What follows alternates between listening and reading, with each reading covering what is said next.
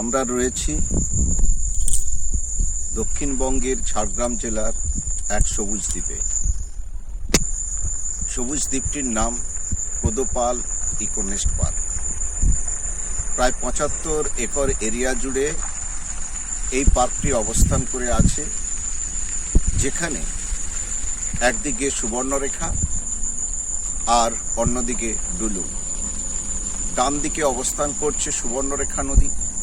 সুবর্ণরেখা নদীর ঠিক দক্ষিণ অংশে, দক্ষিণ এবং দক্ষিণ পূর্ব অংশে অবস্থান করছে নয়াগ্রাম থানা। অন্যদিকে এই সবুজ দ্বীপ কোদোপালের বাম দিকে অবস্থান করছে ডুলুং নদী এবং তার ঠিক ডুলুং নদীর পশ্চিম দিকে অবস্থান করছে এবং উত্তর দিকে অবস্থান করছে যেটা হচ্ছে সাঁকরাইল ব্লক।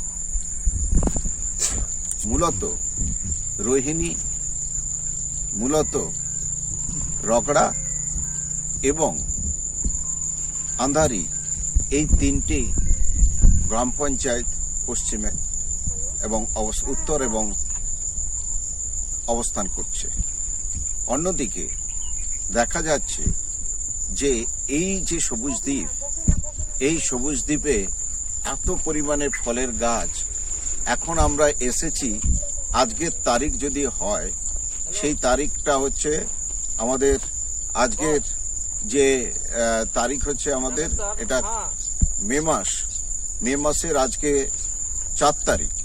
সেই ৪ তারিখ আম গাছের মুকুল ধরে আছে।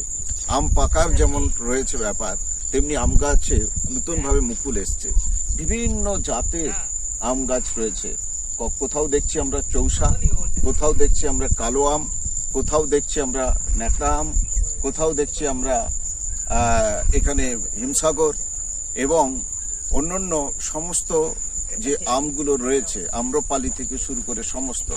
অন্যদিকে দেখো, এই যে এত পরিমাণে সপেদা রয়েছে এবং যেটা একেবারে সুস্বাদু মিষ্টি এক সপেদা, বাগানের পর বাগান রয়েছে, যার ফলে দেখা যাচ্ছে একদিকে ফলের গাছ, অন্যদিকে বিভিন্ন ধরনের কালার ফুলের গাছ, শাকসবজির গাছ এবং এখানকার ইন্ডিজিনাস হার্বস এবং শ্রাবসের অবস্থানের জন্য এখানে যেমন কীটপতঙ্গ, পশু পাখি ইত্যাদি রয়েছে, তেমনি ওয়াইল্ড লাইফেরও আমরা দেখতে পাই।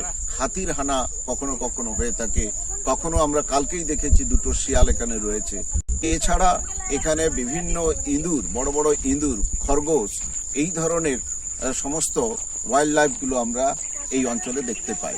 অর্থাৎ এটা একটা, এই যে একটা নির্জন দ্বীপ, সবুজ দ্বীপ, বিশুদ্ধ বাতাসে ভরা, এইরকম একটি অংশ হচ্ছে এই কোদোপাল ইকোনেস্ট পার্ক। বয়স হচ্ছে, পার্কটির বয়স বেশি দিন নয়। এই পার্কটির বয়স খুব জোর হলে এই পার্কটা গড়ে উঠেছে প্রায় 7 হচ্ছে বছর ধরে এই পার্কটি চলছে।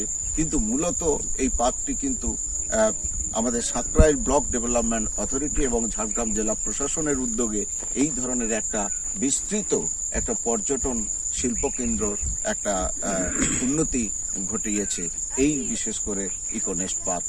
অর্থাৎ আমরা এই ধরনের পার্ক, আর যদি দ্বীপটার বয়স বলা হয়, সেই দ্বীপটি প্রায় 25 থেকে 30 বছর একটা ধীরে ধীরে সেডিমেন্টেশন হয়ে এই দ্বীপটি রয়েছে, যার যদি সয়েল প্রোফাইল করে দেখা গেছে প্রায় 9 থেকে 10 ফুট হচ্ছে এই দ্বীপের হচ্ছে গভীরতা রয়েছে সয়েল প্রোফাইল। তার ঠিক নিচে তালীয় মাঠ, যে মাঠটি আমরা দেখতে পাই রিভার উপত্যকার নিচে অবস্থান করছে, তেমনি দ্বীপের সেই তালীয় মাঠ এখানে কিন্তু অবস্থান করছে প্রায় 9 থেকে 10 ফুট নিচে অবস্থান করছে। অর্থাৎ এটা একটি উর্বর একটা মৃত্তিকা স্তরযুক্ত একটা হচ্ছে কি গাছগাছালির পক্ষে একটা আদর্শ দ্বীপ হিসাবে পরিণত হয়েছে।